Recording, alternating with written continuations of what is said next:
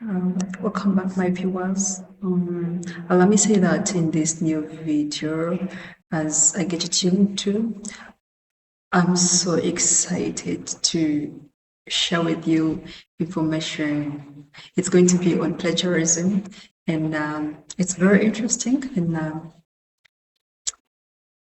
I'm glad to share some knowledge about plagiarism with you. And let's get started with the content. So let's warm up ourselves to understand what plagiarism is, because I mentioned it earlier on at the beginning. I think it was at the introduction part where I brought it up and I told you it's like kind of a theft of someone's information and failing to recognize the actual owner of the work. And this is really punishable. So let's look what it is in our work. So let's define what plagiarism is. I have an outline where I'm going to look at the definition of plagiarism, importance of originality in academic and professional work, purpose of the presentation, raising awarenesses, and then discussing strategies to avoid plagiarism. Stay tuned. So, kicking off, what is plagiarism? Plagiarism is the act of using someone else's work, ideas, or intellectual property without proper credit. So here, someone picks information that has already been has been caught or discovered by someone, and then puts into their work, but fails to recognize the actual author, the owner of the work in their work. That is what they meant briefly. So it can be international or it can be intentional, excuse me. It can be intentional or unintentional. An example include copying text. It can be reusing ideas without citation.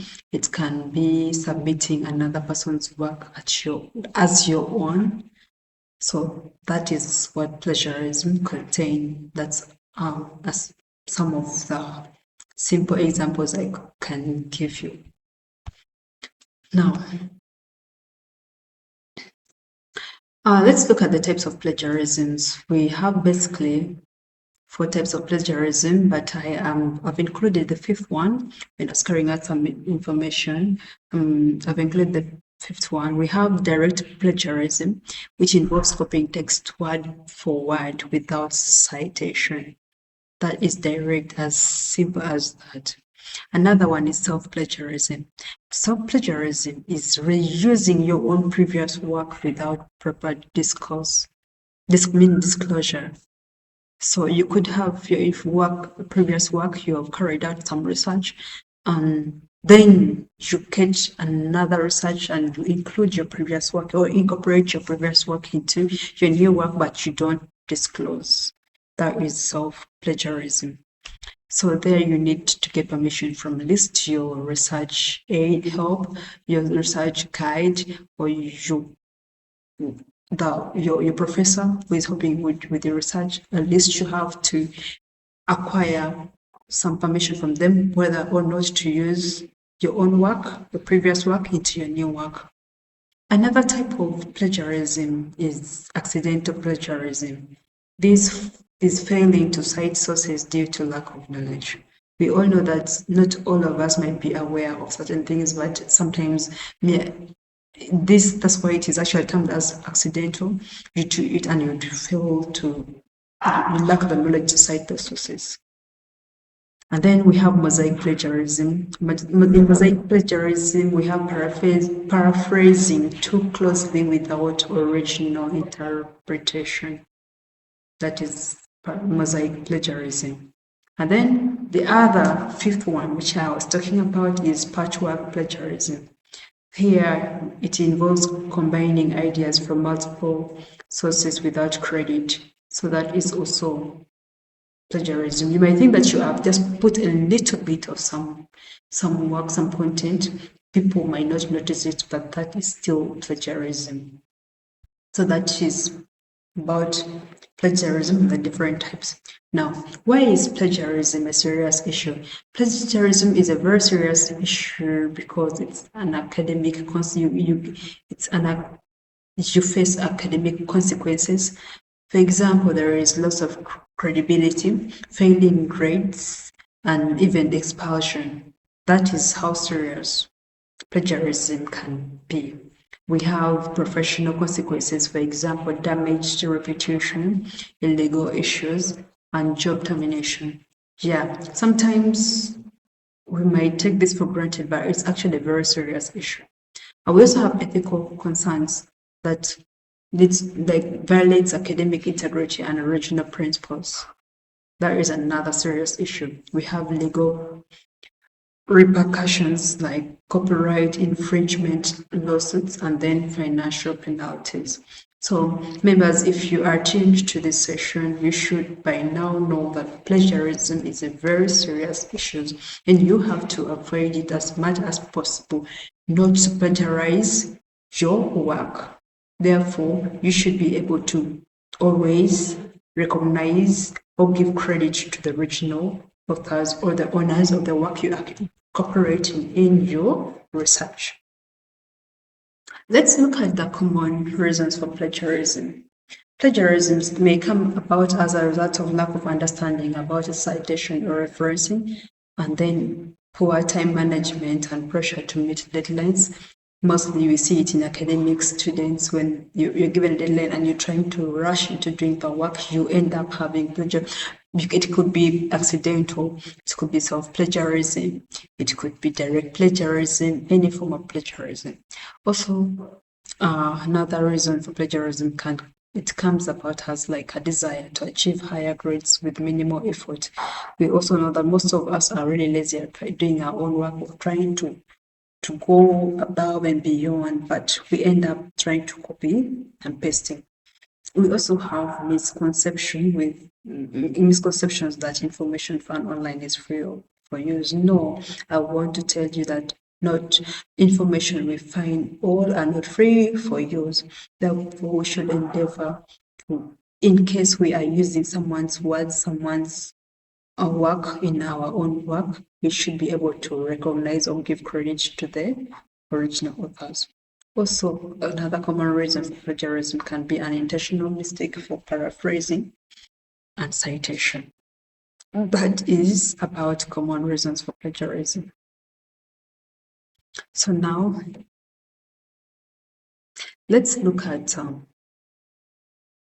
how to avoid plagiarism. How can one avoid plagiarism? This can be avoided by understanding proper citation. How? You can use the correct format like the APA, the MLA, or the Chicago, which is commonly used style formatting. Another way is by paraphrasing correctly. This can be done by rewriting ideas in our own words while citing sources. We don't necessarily need to use the same words that has been used. Okay, so this will help us to avoid plagiarism. Another way you can avoid plagiarism can be by use of plagiarism detection tools, like we have the Turnitin, we have Grammarly, this is most common, or we have the copycat. So we should be able to know that the tools, if you get the knowledge. That's why information literacy is very important as part of our studies. So time management you have to start early to allow time for proper search and writing. That's another means of avoiding plagiarism. Then seek guidance. Consult teachers or other universities, writing centers. You can also consult a friend who might be able to help you to avoid plagiarizing your work. Yeah. Members, I hope you're not getting so bored. This is a very interesting topic, and then you need a very good understanding about it. Let's look at the proper citation methods. When we're citing, we can use direct quotations. This involves use of quotation marks and cite like quotation use quotation. Here we use quotation marks and mean sorry. Here we use quotation marks and cite the source. Then we have paraphrasing. Restate ideas in your own words and provide credit. Referencing, you have to provide full sources, details in the biography. In-text citation, include an author name and then the publication year, which most of us as students already know. Now, let's dive deeper into seeing the tools to detect and prevent plagiarism.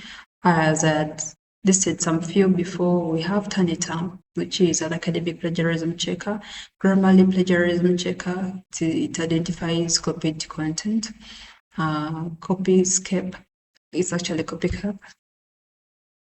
Copycat, it detects duplicate content online. The Q-Text, that is an AI-based plagiarism detection.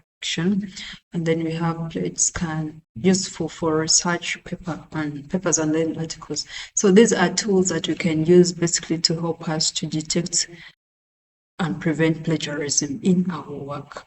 So I'd like to actually advise you all that we should be able to get some of these tools while doing our work and cross-check here and there to make sure that we are not plagiarizing our work. Let's look at the ethical research and writing practices as another know something about it. Whereas in ethical research and writing process, we conduct original research and analyze findings independently. We develop critical thinking and write from personal understanding. Keep track of sources and notes while researching. Understand the difference between common knowledge and original content. Always verify and double check citations before submissions.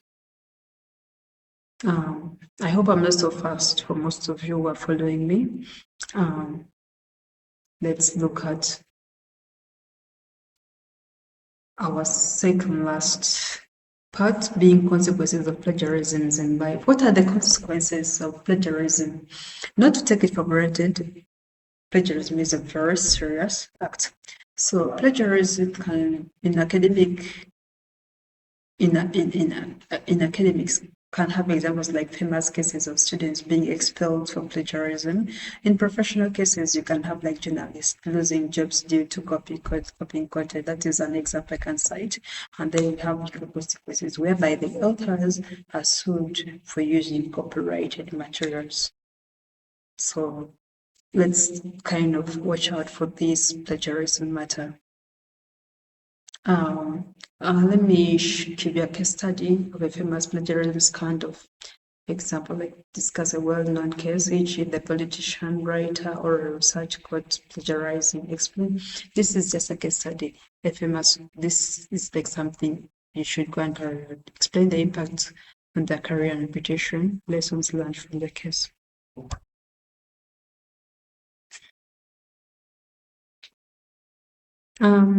Briefly, let me give you a summary on the key takeaways in plagiarism. We shall say, I want you to have a recap, an insight that plagiarism is unethical and has serious consequences.